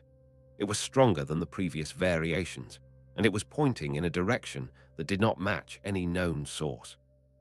The cosmic rays were arriving preferentially from a region of space that, according to every available map of the local galactic neighborhood, contained nothing capable of producing significant cosmic ray flux. There were no nearby supernova remnants in that direction, no active star-forming regions, no pulsars or other compact objects that could be accelerating particles. The cosmic rays were coming from somewhere that, in conventional terms, was empty, and they were coming in numbers that should have required a source. The team initially treated the finding with skepticism. The cosmic ray instrument was old. Its detectors had been exposed to decades of radiation. Its calibration depended on assumptions about the stability of its electronics that might no longer be entirely valid. The asymmetry could be an artifact of the agging instrument, a systematic bias that had crept in over time and was only now becoming noticeable. The researchers spent months trying to rule out instrumental causes. They checked the response of the detectors to known cosmic ray events. They compared the measurements from Voyager 1 against the measurements from Voyager 2, which was traveling in a different direction and would be sensitive to different parts of the cosmic ray sky. They ran every diagnostic they could think of. The instrument was healthy. The measurements were real. If the asymmetry was real, then something was generating cosmic rays in a direction where nothing was supposed to be. The team began to consider possibilities that they would not normally have entertained. Perhaps there was a structure in the local interstellar medium that had not been detected by remote observation, a region of enhanced magnetic field or plasma density that was acting as a kind of focusing lens for cosmic rays from more distant sources. Perhaps the cosmic rays were being produced by an interaction between the heliosphere and the surrounding medium, by some process at the boundary that was generating high-energy particles in addition to the turbulent reconnection that might be responsible for the other anomalies. Perhaps there was a source nearby that had been missed by every survey, hidden behind dust or obscured by the galactic plane, faint enough to escape detection by ground-based and space-based telescopes, but luminous enough in cosmic rays to produce the asymmetry Voyager was seeing. None of these explanations was satisfying. Each one required assumptions that the team could not verify with the data they had. The local interstellar medium had been mapped extensively by other techniques, by observations of starlight passing through it, by measurements of the diffuse galactic radio emission, by surveys of neutral hydrogen and other tracers. The absence of any known source in the relevant direction was not based on a single observation, but on decades of converging evidence. The idea that there might be a hidden source, undetected by any other method, was difficult to reconcile with the wealth of information that already existed about the local galactic neighborhood. The team also considered the possibility that the asymmetry was not pointing toward a source at all, but away from a sink. Cosmic rays propagating through the galaxy can be absorbed or deflected by structures in the interstellar medium, and a region with stronger magnetic fields or higher plasma density can act as a barrier, reducing the flux of particles coming from beyond it. If there was such a barrier in the opposite direction from the apparent excess, it could create the appearance of an asymmetry without requiring any unusual source. But this explanation, too, ran into difficulties. The known structures in the relevant direction did not seem capable of producing the magnitude of the effect, and the alternatives required postulating features of the medium that had not been observed by any other means. As the months passed, the team came to a difficult conclusion. They could not explain what they were seeing. The asymmetry was real, the instrument was working, the data was clean, and yet none of the available theoretical frameworks could account for the observation. The discovery did not match any prediction, did not fit any model, did not lend itself to any obvious explanation. It was, in the most literal sense, anomalous. It was a piece of data that existed without a context, a measurement that demanded interpretation but resisted every interpretation the researchers attempted. The situation created an unusual kind of scientific paralysis. Normally, when a measurement contradicts the prevailing theory, scientists begin the work of revising the theory. They propose alternatives, test them against the data, refine their understanding until a new framework emerges, that can accommodate the observation. But the cosmic ray asymmetry was not contradicting any specific prediction. It was contradicting the absence of a prediction. The theories did not say cosmic rays should not be coming from that direction. They simply provided no mechanism by which cosmic rays could be coming from that direction. The data was orthogonal to the theoretical framework, pointing at a phenomenon that the framework did not address. The team had no way to know whether the discovery would eventually be explained by a small extension of existing physics, by a major revision of the local galactic model, or by something more fundamental that nobody had yet imagined. They were sitting with an observation that should not have been possible in a region of space that had been sampled by exactly one spacecraft, with no prospect of independent verification on any reasonable timescale. The data was there. The interpretation was not. In November of 2023, 6 months after the team had begun cataloging the cosmic ray asymmetry, Voyager 1 went silent. The signal that arrived at the Deep Space Network on the morning of November 14th was unlike anything the engineers had ever received from the spacecraft. The carrier wave was there. The radio frequency that confirmed Voyager was still transmitting, still pointed at Earth, still drawing power from its decaying plutonium. But the data being modulated onto that carrier was nonsense. It was not corrupted in the way that occasional cosmic ray strikes had corrupted individual bits over the years. It was not the partial degradation that had affected the attitude control telemetry the previous year. It was a continuous, unrelenting stream of meaningless ones and zeros, a repeating pattern that contained no actual information, no instrument readings, no spacecraft status, no science data. The probe was alive, but it had stopped talking. The engineers responded with the protocols they had developed over decades of working with Voyager. They sent commands asking the spacecraft to reset various subsystems. They tried alternative communication modes. They probed for any sign of internal activity that might explain the silence. Every command they sent had to travel for over 22 hours before reaching the spacecraft. Every response, if there was one, would take 22 hours to come back. The team would spend a day waiting, then another day analyzing whatever data arrived, then another day formulating the next attempt. Days became weeks. Weeks became months. The pattern of meaningless bits continued, day after day, the spacecraft sending nothing useful back to Earth. For 5 months, Voyager 1 remained in this state. The engineers worked the problem with the patience and methodical care that the mission had always required. They reconstructed the spacecraft's software in detail, building a complete model of what the flight data system was supposed to be doing and comparing it against the few clues they could extract from the strange transmissions. They identified, slowly, that the problem appeared to be located in a specific chip within the flight data system, a chip responsible for packaging engineering data and science data into the format that would be transmitted to Earth. The chip itself was clearly not functioning correctly. The data it was producing was being assembled wrong, with bits arranged in a sequence that the ground systems could not decode. But the rest of the spacecraft seemed to be intact.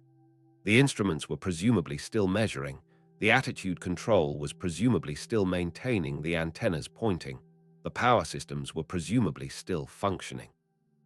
The failure was in a single subsystem, and if the team could work around it, the mission could continue. The fix, when it finally came, was an extraordinary piece of remote engineering. The team identified that the failed chip stored a portion of the flight data system's software in its memory. Without that portion of the software being executable, the rest of the system could not function. The solution was to take the code that had been stored on the failed chip and relocate it to other parts of the flight data system's memory that were still working. But there was no single location with enough space to hold the entire affected code.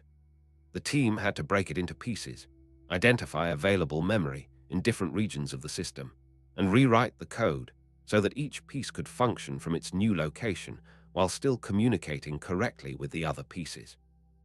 In April of 2024, the team began uploading the patches.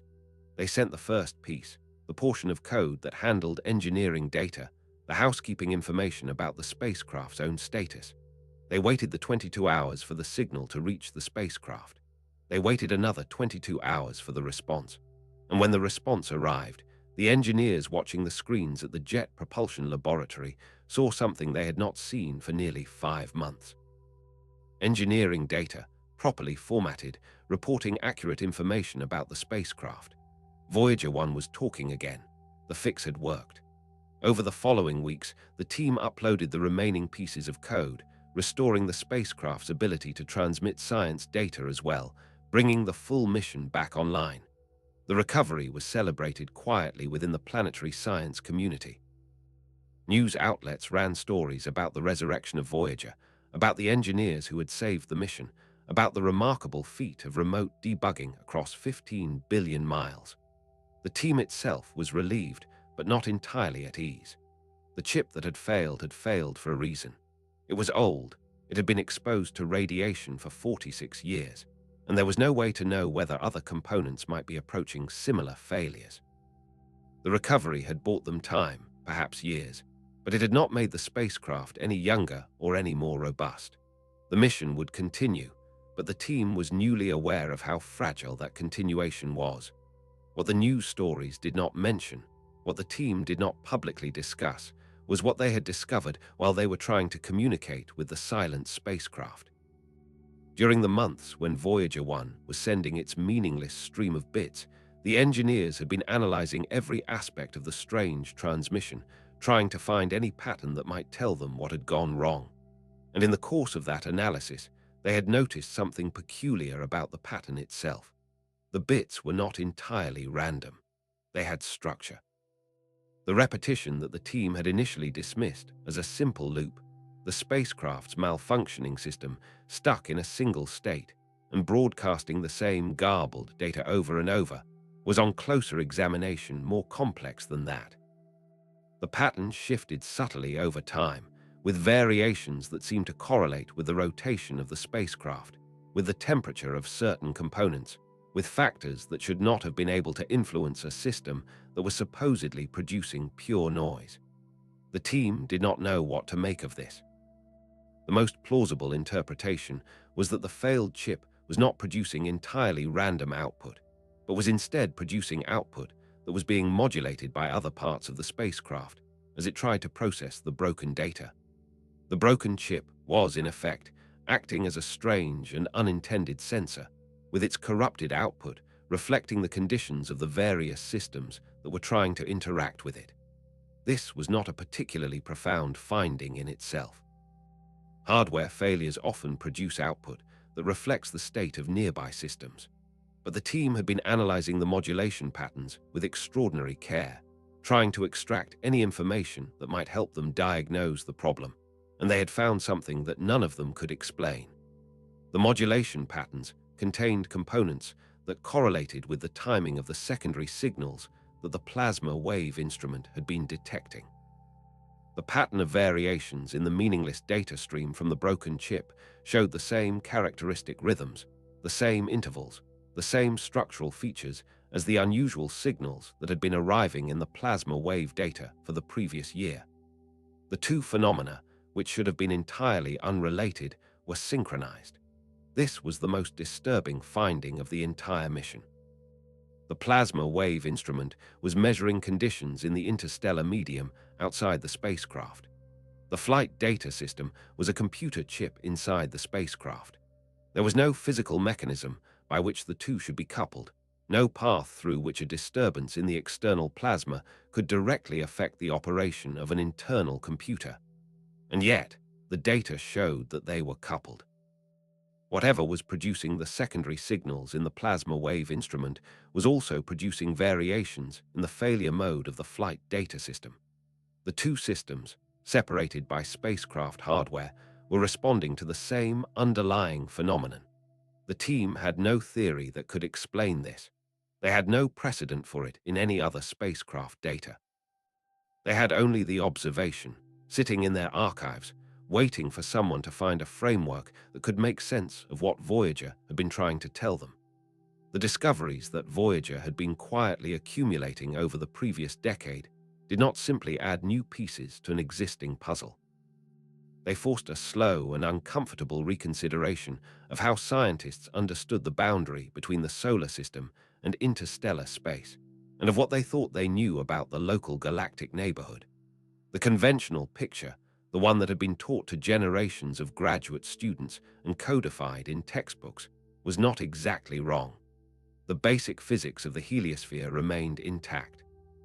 The sun still produced a solar wind that pushed outward against the surrounding interstellar medium.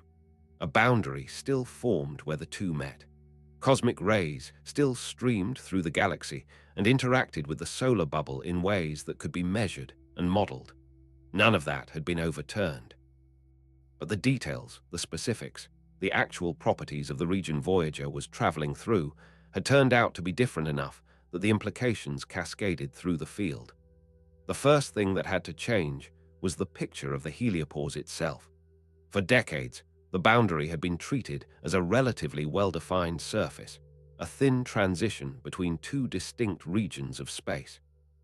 The crossings of both Voyagers had complicated that picture, with neither spacecraft encountering the clean, sharp boundary the models had predicted. But the subsequent measurements, the persistent hum, the secondary signals, the correlations between plasma and magnetic field structure suggested something more radical. The heliopause was not a boundary at all, in the conventional sense. It was a broad, structured transition zone, possibly extending many tens of astronomical units beyond the formal edge of the solar bubble. The region Voyager was traveling through, the region scientists had been calling interstellar space for the past decade, was probably not yet truly interstellar. It was a frontier, a place where solar influence still reached, where the medium had been disturbed by the proximity of the heliosphere, where the conditions reflected a mixing of solar and galactic plasmas rather than the pure galactic environment that the models had assumed Voyager was sampling. This realization had implications that reached far beyond the specific case of Voyager. The shielding effect of the heliosphere, the way the solar bubble protected the inner solar system from galactic cosmic rays, had been modeled extensively over the years. Those models had assumed a relatively sharp boundary, with cosmic rays largely blocked on one side and largely free to propagate on the other. If the boundary was actually a broad transition zone, then the shielding was happening over a much larger volume than anyone had thought. The cosmic ray environment of the inner solar system was being shaped by processes occurring across a region many times larger than the formal heliosphere. The history of cosmic ray exposure on Earth, the way that exposure had varied over geological time as the solar system moved through different regions of the galaxy, would need to be reconsidered with this larger, fuzzier boundary in mind. The discovery of widespread turbulent reconnection in the local interstellar medium, if it held up, was an even larger revision. The conventional picture had treated the medium beyond the heliopause as a relatively quiescent region, with the energy flow dominated by large-scale processes like supernova shock waves and the slow expansion of stellar wind bubbles from distant sources. Turbulent reconnection in the medium meant that there were active, small-scale processes constantly stirring the plasma, releasing energy from the magnetic field, generating disturbances that propagated through the surrounding gas. The implications for cosmic ray propagation were significant. Cosmic rays diffuse through the galaxy by scattering off magnetic field irregularities, and the rate and pattern of that diffusion depends sensitively on the structure of the field on small scales. If the local interstellar medium was more structured, more turbulent, more dynamically active than the models had assumed, then the propagation of cosmic rays through it would be different in ways that would need to be worked out in detail. The asymmetry in the cosmic ray distribution that the spacecraft had detected, the apparent excess from a direction that contained no known source, was perhaps the most disruptive finding of all. It did not contradict any specific prediction, but it suggested that the local cosmic ray environment was being shaped by influences that the existing surveys and theoretical models had not accounted for. There was something out there, in a region of space that had been mapped extensively by other techniques, that was either producing cosmic rays directly or deflecting them in ways that mimicked a source. Either interpretation required revisions to the established picture of the local galactic neighborhood. Either interpretation implied that the maps of the local interstellar medium, built from decades of remote observation, were missing important features. The synchronization between the plasma wave signals and the modulation patterns in the failed flight data system was the finding that the team had not yet been able to bring themselves to publish, because it implied something that simply did not fit any framework they had access to. The two systems were not supposed to be coupled. The plasma wave instrument and the flight data system were separated by spacecraft hardware, by shielding, by the basic geometry of how the probe was constructed. There was no mechanism by which an external plasma disturbance should be able to affect the internal operation of a computer chip. And yet, the data showed that they were responding to the same underlying phenomenon. The most conservative interpretation was that the spacecraft was being affected by something that could couple to both systems, possibly through some kind of electromagnetic interference that was reaching both the external sensor and the internal electronics. But no known process in the local interstellar medium could produce such effects at the energies and frequencies involved. The team had to confront the possibility that their understanding of the relationship between spacecraft and environment was incomplete. The careful separation between what the instruments measured and what the spacecraft itself was doing, the assumption that the probe could be treated as a neutral observer of the medium it was traveling through, might not be entirely accurate. At the very low signal levels involved in interstellar measurements, with the spacecraft running on declining power and agging hardware, the boundary between observation and interaction was blurrier than the standard models acknowledged. The probe was not just measuring interstellar space. It was, in some subtle way, interacting with it, and the interaction was producing effects that the original mission designers had not anticipated and could not have predicted. This was a humbling realization for the field. Scientists who had spent careers studying the heliosphere and the surrounding medium found themselves looking at data that did not fit their frameworks and asking questions that their training had not prepared them to answer. The classical picture of the local galactic neighborhood, built from countless individual contributions over many decades, was being challenged by a single spacecraft sending back faint, ambiguous signals from a region of space that no other instrument could reach. The discoveries were real. The implications were significant. But the path forward was unclear, because there was no other Voyager to confirm or contradict the findings, no other probe in interstellar space, no other source of independent data that could resolve the questions the spacecraft was raising. The textbooks would have to be revised. The models would have to be updated. The maps of the local interstellar medium would have to be redrawn, with new features added in regions that had previously been considered well understood. But the revisions would happen slowly, cautiously, with the careful incrementalism that characterizes how science actually changes. The dramatic announcements, the headlines about Voyager rewriting astronomy, will be much less common than the patient work of researchers, gradually incorporating the new findings into their models, gradually adjusting their understanding, gradually building a new picture that could accommodate what the spacecraft had discovered. The shift was real, but it would unfold over years, possibly decades, as the implications worked their way through the field and as new generations of scientists, trained on the revised understanding, replaced the ones who had built their careers on the old one. The natural question, when a spacecraft sends back signals from 15 billion miles away that contradict the models of how interstellar space is supposed to behave, is what any of it has to do with the rest of us. Voyager's discoveries are beautiful in the abstract, the kind of thing that fills documentaries and inspires children to dream about becoming astronomers.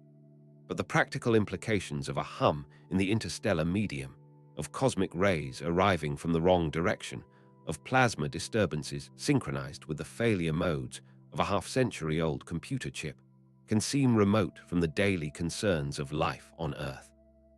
The answer, when you trace the connections carefully, is that these findings matter more than they appear to. Not because they will change what anyone has for breakfast tomorrow, but because they touch on questions about the environment of our planet, the conditions that allowed life to develop here, and the future of our species on cosmic timescales. The most direct connection is through cosmic rays. The high-energy particles that stream through the galaxy and reach Earth are not just a curiosity of astrophysics. They are a significant influence on the chemistry of the upper atmosphere, on the production of certain isotopes that scientists use to date archaeological and geological samples, and on the radiation environment that affects everything from electronics to biological cells. The flux of cosmic rays reaching Earth depends on how effectively the heliosphere shields the inner solar system from the galactic background, and that shielding depends on the size, shape, and structure of the boundary region that Voyager has been measuring. If the boundary is broader and more dynamic than the models had assumed, if turbulent reconnection in the surrounding medium is more widespread than expected, if the cosmic ray distribution has structure that the simulations have not captured, then the shielding of Earth is also more complex than the simple picture suggests. This matters because the shielding has not been constant over geological time. The solar system moves through the galaxy, passing through regions of different density, different magnetic field strength, different cosmic ray environment. As it moves, the heliosphere is compressed or expanded by the changing pressure of the surrounding interstellar medium. The shielding strengthens or weakens accordingly. Over millions of years, the cosmic ray flux reaching Earth has varied, and that variation has left traces in the geological record. The production of carbon-14 in the atmosphere, the rate at which beryllium-10 accumulates in polar ice cores, the patterns of certain isotope ratios in ancient rocks, all reflect the history of cosmic ray exposure. If scientists want to use these records to reconstruct the past climate of Earth, or to date archaeological samples accurately, they need to understand how the shielding has varied. Voyager's discoveries are forcing them to revisit those models, to incorporate new findings about the structure of the boundary region, to refine the picture of how the local galactic environment has shaped life on our planet. There is also a connection to the technology that runs modern civilization. The same cosmic rays that affect atmospheric chemistry also affect electronics. Single particle strikes on semiconductor devices can flip bits in computer memory, corrupt data, cause failures in systems ranging from communication satellites to medical equipment to commercial aircraft. The rate of these single-event upsets depends on the local cosmic ray environment, and that environment is shaped by the heliosphere. As the Sun moves through different regions of the galaxy, the radiation environment of Earth changes. The technology that we depend on, from the satellites that enable global navigation to the airplanes that carry millions of passengers each day, has to be designed with the cosmic ray environment in mind. Understanding that environment more accurately, including the kinds of complications that Voyager has revealed, helps engineers build more reliable systems and helps us anticipate how those systems will perform as the conditions slowly change over centuries and millennia. The discoveries also have implications for the search for life elsewhere in the universe. The habitability of a planet depends on many factors, but one of them is the radiation environment, including the cosmic ray flux reaching the surface and the atmosphere. For planets around other stars, the shielding provided by the host star's equivalent of a heliosphere is part of what determines whether the surface conditions are suitable for chemistry that could support life. The lessons that Voyager has taught us about the complexity of our own heliosphere, the way it interacts with the surrounding medium, the structure of the boundary region, apply in modified form to other stellar systems. When astronomers try to assess the habitability of exoplanets, they have to consider the equivalent boundaries around those planets' host stars, and the models they use for those boundaries are informed by what Voyager has measured at our own. There is a philosophical dimension to these findings that is harder to quantify, but no less significant. Voyager has demonstrated, again and again, that the universe is more complex than we had assumed. The boundary of the solar system was supposed to be a relatively straightforward feature, well described by equations that had been refined over decades. The first spacecraft to actually reach that boundary found that the models were incomplete, that the reality was richer and stranger than the simulations had suggested. This pattern of careful theoretical work being humbled by direct observation is not unique to Voyager. It is the pattern of science itself. But Voyager has made it visible in a particularly stark way because the spacecraft has been the only witness to a region of space that no other instrument can reach. The discoveries it has returned have not been quickly confirmed by independent measurements. They have stood alone, raising questions that the field cannot easily resolve, forcing scientists to sit with uncertainty in a way that they often try to avoid. For ordinary people, the lesson is not about the specifics of plasma physics or cosmic ray transport. It is about the relationship between knowledge and humility. The most sophisticated models of the local galactic neighborhood, built by generations of expert researchers, turned out to be missing important features. The most confident predictions about what a spacecraft would encounter at the edge of the solar system turned out to be wrong in ways that nobody had anticipated. This is not a failure of science. It is science working as it should, with theory and observation in constant tension, with predictions tested against reality and revised when reality refuses to cooperate. The willingness to be wrong, to be surprised, to update one's understanding in the face of new evidence is what makes the enterprise valuable. Voyager has been a remarkable teacher of this lesson, sending back signals that have forced researchers to confront the gaps in their knowledge, to revise their assumptions, to acknowledge the limits of what they thought they understood. There is also something more personal in the connection. Voyager is a human artifact, built by people who are mostly retired or deceased, launched in a year that is now historical, designed with technology that is now considered primitive. And yet it continues to function, continues to discover, continues to expand the frontier of what humanity knows about its cosmic neighborhood. The spacecraft is a testament to what is possible when a species commits to a long-term project, to a multi-generational effort that requires patience and continuity across decades. The people who built Voyager did not know what it would discover. They did not know whether it would last. They did the best work they could with the tools they had, and they sent their machine into the dark, trusting that future generations would maintain it, would interpret its data, would continue the work they had started. The fact that the spacecraft is still teaching us things, nearly half a century after launch, is a vindication of that trust. It is also a challenge to the rest of us, a reminder that some of the most important work humans do has to be carried out across timescales that exceed any individual life, and that the continuation of that work requires institutions, traditions, and a kind of intergenerational commitment that can be difficult to sustain. For every question that Voyager has answered, the spacecraft has raised several more that it cannot resolve on its own. This is the nature of exploration at the frontier of knowledge. The instruments return data, the data forces revisions to existing theories, and the revised theories generate new predictions that require new measurements to test. But the new measurements, in the case of interstellar space, can only come from new spacecraft, and new spacecraft to interstellar space are not easy to build. The unanswered questions that the Voyager mission has accumulated over the past decade are likely to remain unanswered for a long time, possibly for many decades, while humanity decides whether to commit the resources needed to send a successor mission into the void. The most fundamental unanswered question concerns the nature of the secondary signals themselves. The team has hypotheses, plausible mechanisms involving turbulent reconnection and small-scale structure in the interstellar medium, but no definitive explanation. The signals could be artifacts of the heliosphere's extended influence, or they could be features of the medium that have nothing to do with the solar system at all. Without additional measurements from different locations, from different directions, from different distances beyond the heliopause, it is impossible to distinguish between these possibilities.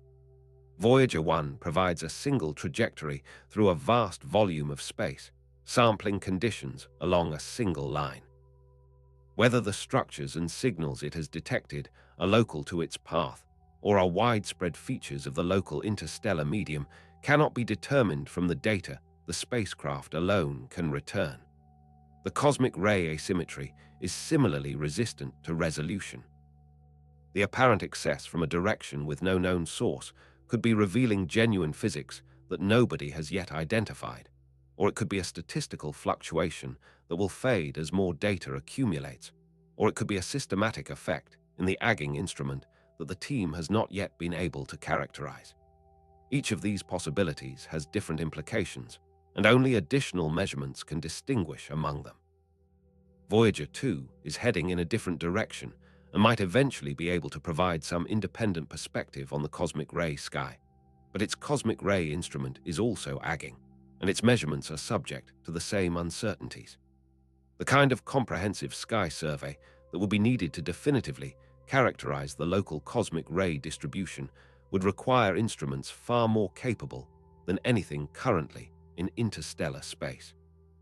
The synchronization between the plasma wave signals and the failed flight data system remains the most puzzling open question, and the one the team has been most reluctant to discuss publicly. The data are clear, the correlation is real, but the mechanism is unknown. The most conservative interpretations involve some kind of electromagnetic interference that could couple both an external sensor and an internal electronic component. But the energies and frequencies involved make this difficult to reconcile with any known process in the local interstellar medium. The less conservative interpretations involve possibilities that the team has not been willing to commit to publicly, ideas about the relationship between spacecraft and environment that would require significant revisions to how scientists think about deep space measurements. The team has chosen to wait, to gather more data, to see whether the correlation persists or fades, before drawing conclusions that might prove either embarrassing or revolutionary. There are also questions about what lies beyond the region Voyager has already explored. The spacecraft is currently at about 160 astronomical units from the Sun and continuing outward at roughly 3.5 astronomical units per year. The interstellar probe, concepts that scientists have been discussing for decades, typically envision missions reaching 500 to 1,000 astronomical units, far enough to sample the truly undisturbed interstellar medium, far enough to characterize the bow wave region where the heliosphere pushes against the surrounding gas, far enough to provide independent measurements that could confirm or contradict the findings from Voyager. None of these missions has been funded. The interstellar probe concept being studied by the Johns Hopkins Applied Physics Laboratory has produced detailed technical reports, but no commitment to actually build the spacecraft. The European Space Agency has its own concepts. China has expressed interest in deep space missions, but the timescales for any of these efforts are measured in decades, and the funding required is substantial. In the meantime, the questions accumulate. What is the actual structure of the interstellar medium on scales smaller than Voyager can sample? How does the boundary region between the heliosphere and the truly undisturbed galactic environment extend, and what processes shape it? Are the anomalies Voyager has detected local to the spacecraft's trajectory, or are they widespread features that will be seen by any probe in the region? What is generating the cosmic ray asymmetry, if anything is generating it at all? How does the local galactic neighborhood vary on the scales relevant to the heliosphere's interaction with it? Each of these questions has implications for how scientists understand the environment of the solar system, the history of cosmic ray exposure on Earth, the propagation of high-energy particles through the galaxy, and the prospects for future missions to interstellar space. There are also questions that go beyond the immediate physics. The Voyager mission has demonstrated that spacecraft can survive and function in interstellar space for decades. The hardware is agging, the power is declining, the instruments are failing one by one, but the basic principle has been established. A probe designed for a 5-year mission has lasted nearly 50 years and is still returning useful data. This has implications for what kinds of future missions are possible. If a spacecraft can last for 50 years, then a mission to truly interstellar space, to the boundary at 500 astronomical units or beyond, is at least conceivable. The technology of the 1970s was sufficient to build a probe that has accomplished what Voyager has accomplished. The technology of the 2020s and 2030s should be capable of building a probe that can travel farther, last longer, and return more detailed data. Whether the will exists to actually build such a probe is a separate question, one that depends on political priorities, scientific consensus, and the willingness of nations to commit resources to projects whose results will not be available within the careers of the people who start them. There is also the question of what happens to Voyager itself in the coming years. The spacecraft is dying. The power output continues to decline, instruments continue to be shut down to conserve energy, and at some point, probably within the next few years, the engineers will no longer be able to keep enough of the systems running to maintain meaningful contact with Earth. The transmitters will fall silent. The spacecraft will continue to drift outward, intact but inert, carrying its golden record and its frozen instruments and its dormant computers, traveling through the interstellar medium that it helped us discover but can no longer measure. The last transmission from Voyager 1, whenever it comes, will mark the end of an era in space exploration. There will be no other spacecraft in interstellar space for an unknown period of time, possibly decades, while humanity decides whether to build a successor mission. The continuity of human observation of the interstellar medium will be broken. When Voyager goes silent, the questions it has raised will not go silent with it. They will sit in the archives, in the published papers, in the conference presentations, waiting for new data to address them. Some of those questions might be answered by clever analyses of the data Voyager has already returned, by researchers finding patterns in the existing measurements that nobody has yet noticed. Some might be partially addressed by remote observations from telescopes on Earth and in orbit, providing indirect constraints on the conditions Voyager directly sampled. Some will simply have to wait for the next spacecraft to reach interstellar space, however long that takes. The spacecraft will continue to travel, silent and unobserved, while on Earth, the slow work of interpretation continues, the patient effort to understand what the probe has discovered, the gradual accumulation of insight that will eventually inform the design of whatever mission comes next. There is a particular kind of silence that comes when you sit with what Voyager has done and what it has shown us. It is not the silence of resignation.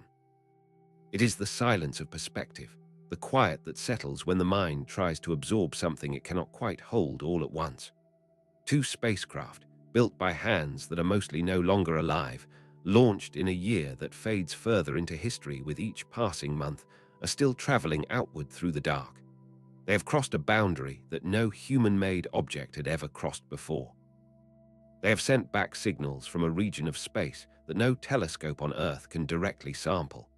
They have shown us, in fragments and whispers and patterns we are still trying to interpret, that the universe is stranger than the theories had suggested, and that even our own small corner of it contains structures and phenomena we did not know to look for. And they have done all of this with technology that would be considered primitive by any modern engineer, with computers that have less capability than a household thermostat, with transmitters weaker than a Christmas tree light, with power systems that grow fainter with every year that passes. The cosmic perspective that Voyager invites is not the one that diminishes us. It is the one that places us in scale, that lets us see ourselves clearly, both small and significant at the same time. We are small because the distances are vast beyond comprehension. Voyager 1 has been traveling for nearly 50 years at speeds that would have astonished the engineers who built it, and it has covered a distance that is essentially nothing on galactic scales. The nearest star is over 1,700 times farther away than the spacecraft has managed to travel. The center of the Milky Way is millions of times farther still. The nearest galaxies beyond our own are unimaginably more distant. By any measure of cosmic geography, Voyager has not gone anywhere. It is still, in galactic terms, sitting in the front yard of the solar system, taking its first hesitant steps into a neighborhood that stretches across distances no human mind can really visualize. And yet, we are significant because we built it. We are significant because, on a planet that is itself a speck of dust in this vast arrangement, a species of mostly hairless primates with limited lifespans and limited attention managed to design, build, launch, and maintain a machine that could carry the questions of its makers across distances that exceed the comprehension of the makers themselves. The engineers who designed Voyager could not visualize 15 billion miles any more clearly than the rest of us can. They worked with numbers, with equations, with mental models that abstracted the distance into something manageable. But they knew, in some deep way, that the numbers represented something real, and they built the spacecraft to function across that real distance. And the spacecraft has done so, year after year, decade after decade, sending its faint signals back to a planet that orbits a star that is itself one of hundreds of billions in a galaxy that is itself one of trillions in the observable universe. There is something almost devotional about it. Not in a religious sense, necessarily, though for some people it does take on that quality. It is more like the devotion of a long project, the kind of work that requires generations to complete, the kind of effort that no individual can see through to its conclusion. The people who built the cathedrals of medieval Europe knew that they would not live to see the buildings completed. They worked anyway. They cut the stones, raised the walls, designed the windows, trusting that their sons and grandsons would continue what they had started. The Voyager mission has something of that character. The people who launched it in 1977 are mostly gone. The people who maintain it now were children or not yet born when it left Earth. The people who will analyze the last transmissions from the spacecraft, whenever those come, will inherit the work from a previous generation and will perhaps pass on the analysis to the generation after them. The continuity is not biological. It is institutional, cultural, intellectual. It is the continuity of a species that has learned, however imperfectly, to commit to projects that exceed any individual life. When you look at the discoveries Voyager has made, the hum in the interstellar medium, the secondary signals that nobody can fully explain, the cosmic ray asymmetry pointing toward a source that should not exist, the strange synchronization between the plasma waves and the failed computer chip, it is tempting to focus on the mysteries themselves, on the specific questions that remain unanswered. But the larger meaning of the mission is not in any individual finding. It is in the cumulative weight of what the spacecraft has shown us. The universe is not what we thought it was. Even the small region of it that surrounds our own star contains features that our most sophisticated models did not anticipate.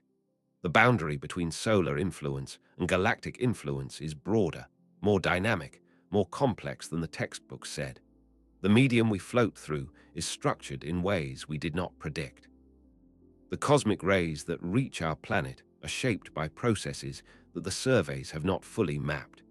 And if the local galactic neighborhood is more complex than the models suggested, what does that imply about the rest of the universe? The galaxy contains hundreds of billions of stars, each with its own version of the heliosphere, each surrounded by its own configuration of interstellar medium, each interacting with the surrounding gas in ways that are presumably as complex as the interactions Voyager has been measuring. The galaxy itself is one of trillions, each with its own internal dynamics, its own history, its own population of stars and planets and boundaries and turbulent regions. The scale of the unknown is staggering. Every new measurement adds detail to a picture that remains overwhelmingly incomplete, and the picture itself extends outward in dimensions of space and time that exceed anything humans can directly experience. This is not a reason for despair. It is a reason for awe in the original sense of that word, before it became a casual expression of mild surprise. Awe is the response of a mind confronting something larger than itself, something that cannot be reduced to familiar categories, something that demands a kind of stillness in the face of its scale. Voyager invites that kind of awe, not because the spacecraft is intrinsically awesome, but because of what it has revealed. It has reminded us, in the most concrete way possible, that the universe is not a museum we can fully catalogue. It is a living, dynamic, structured environment, full of processes we have not yet identified and phenomena we have not yet learned to interpret. There is also something to be said about what the mission has revealed about us, about the species that built it. We are a species capable of long-term thinking. We are a species capable of curiosity that extends beyond immediate needs. We are a species that can, when we choose to, commit resources to projects whose results will not benefit the people who start them. These are not universal traits among humans. Much of human history has been dominated by short-term thinking, by tribal conflict, by the pursuit of immediate advantage at the expense of long-term flourishing. But the capacity for something better exists. Voyager is one of the demonstrations. It is a small demonstration in the larger scheme of things, but it is real. A handful of people, working over decades, with the support of institutions that maintain the funding and the infrastructure across changes of leadership and shifts in political priorities, managed to send a machine into the dark and keep it talking to us for 50 years. They did not do it for glory or for profit or for any of the motivations that usually drive human behavior. They did it because they wanted to know what was out there. And the knowing, the slow accumulation of understanding, has been its own reward for them and for everyone who has paid attention to what they have shown us. There will come a moment, probably within the next few years, when the engineers at the Jet Propulsion Laboratory will receive a final transmission from Voyager 1. They may not know at the time that it is the final one. The signals have been weakening for years, the power has been declining, the instruments have been failing one by one, and the team has grown accustomed to the slow attrition of the spacecraft's capabilities. The last transmission will probably arrive as just another data packet, processed through the same systems that have processed every other transmission for nearly 5 decades. It will be logged, archived, examined. And then the next scheduled communication window will arrive, and the antennas will turn toward the spacecraft's position in the sky, and the receivers will listen, and nothing will come back. The silence will not be dramatic. It will simply be the absence of what had been there before. For a while, the team will try to re-establish contact. They will send commands, wait the obligatory hours for any response, try alternative communication modes, attempt every trick they have learned over the years for coaxing a struggling spacecraft back into operation. They have done it before. They saved Voyager from the corrupted memory in the attitude control system.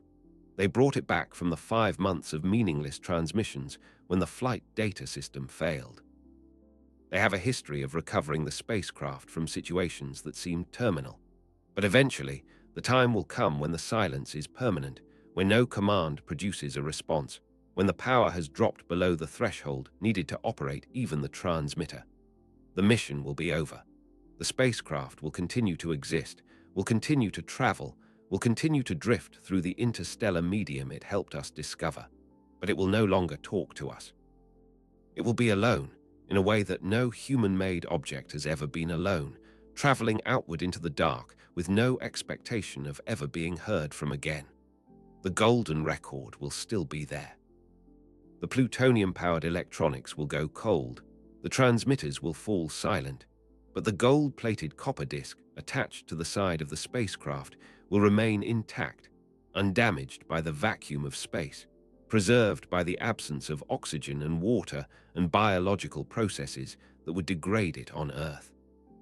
It will continue to carry its sounds and images and greetings, the carefully chosen samples of a planet and a species that the people of 1977 wanted to send into the cosmos.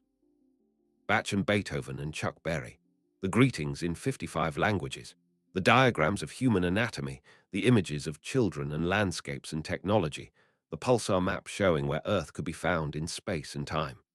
All of it will drift onward, attached to a dead spacecraft, traveling through a medium that contains, by the best estimates, no civilization capable of finding it within any reasonable timescale. This is the honest truth of the mission's ending. The golden record was never likely to be found.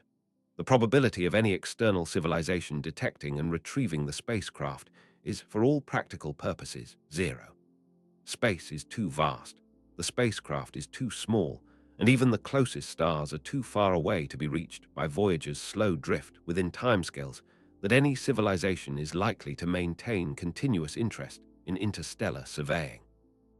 The record was created not because anyone seriously expected it to be found, but because the act of creating it forced the people who built it to think carefully about what they wanted to say. What sounds represent humanity? What images? What music? The questions themselves were valuable, regardless of whether anyone would ever answer them on the other end. The record is a message we wrote to ourselves, as much as a message we sent to the universe. And it will continue to exist, attached to its silent spacecraft, drifting outward, a small monument to a moment when humanity tried to introduce itself to whatever lay beyond. The discoveries Voyager made will outlast the spacecraft. The data is archived, backed up, distributed across institutions and storage systems, and the publications of researchers who have built careers on interpreting what the probe has returned. The hum of interstellar plasma, the secondary signals that suggest small-scale structure in the medium, the cosmic ray asymmetry that points toward a source no one can identify, the strange synchronization between external phenomena and internal hardware failures, all of it will remain in the scientific record.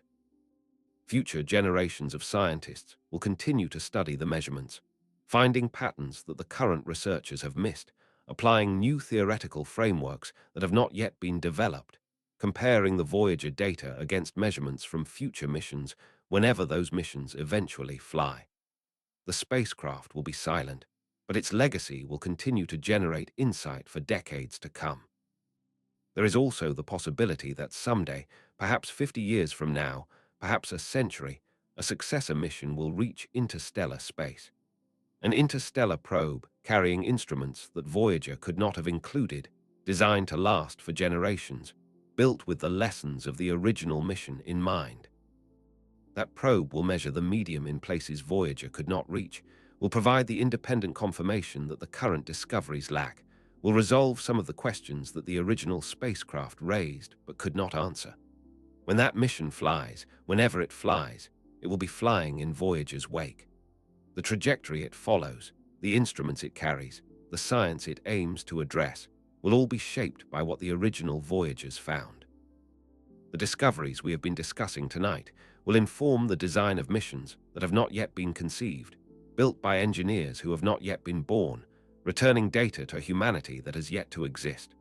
For tonight, though, the spacecraft is still talking. As you watch this video, as the words reach your ears, Voyager 1 is 15 billion miles away, transmitting its faint signals across the vast distance that separates it from the planet that built it. The engineers in Pasadena are monitoring the data, conserving the power, planning the next set of instrument decisions, working to keep the mission alive for as long as physically possible. Voyager 2 continues its own journey, a slightly different distance away, heading in a slightly different direction, returning its own measurements from a different point in the interstellar medium. Both spacecraft are alive, both are functioning, both are still revealing things about our cosmic neighborhood that we did not know. The signals that started this story, the unexpected transmissions that made the engineers go silent in their control rooms, the data that did not fit any pattern and demanded a reinterpretation of how Voyager interacts with its environment, are still being analyzed.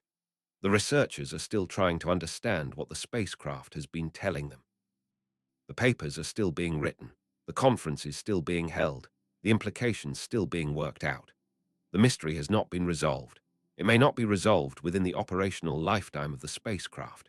It may take decades or longer for the field to fully understand what Voyager has discovered out there, on the edge of the solar system, in the interstellar medium that is closer to home than the nearest star, but stranger than any of the models had predicted. What Voyager has given us, in the end, is not certainty. It is the gift of mystery, the reminder that the universe is more complex than our theories, that exploration always reveals more than it resolves, that the act of looking carefully at the world is its own reward, regardless of what we find. Two spacecraft, built with the technology of half a century ago, have shown us that we still have so much to learn, even about the small region of space that surrounds our own star. They have shown us that humans can build things that last, that exceed expectations, that continue to teach long after their designers have retired. And they have shown us, perhaps most importantly, that the project of understanding the universe is not a finite task with a definite conclusion.